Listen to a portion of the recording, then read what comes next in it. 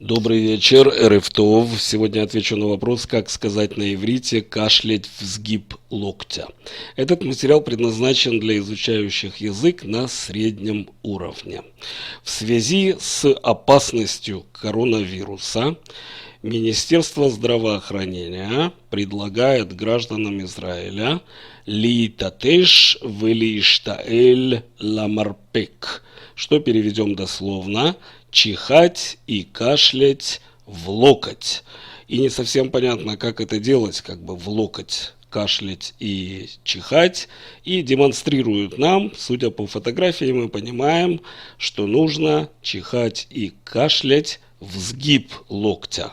Так вот, как сказать на иврите сгиб локтя? Вопрос и ответ. Вместо того, чтобы сказать лиштаэль ламарпек, то есть кашлять в локоть, мы будем использовать слово гумац. Изначально гумац – это яма или ямка, впадинка, в том числе где-то на территории, на земле. Но если мы добавляем слово марпек, то есть строим смехут, словосочетание, у нас получается гумац амарпек. И мы это переведем как сгиб локтя, то есть внутренняя сторона. Гумац амарпек. По аналогии, заодно выучим еще одно словосочетание.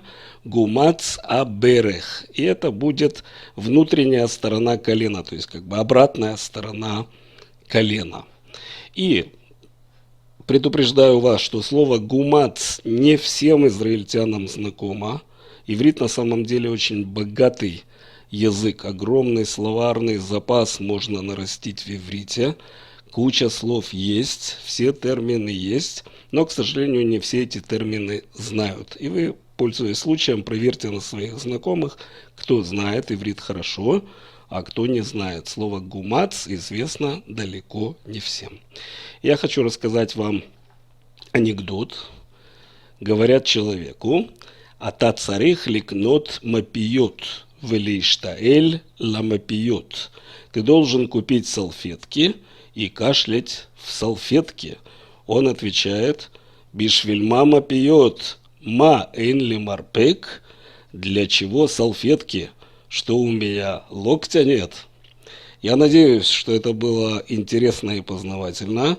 Спасибо вам за внимание, чтобы мы все были здоровы. С вами был Марк Харах. Лейтраот. До свидания.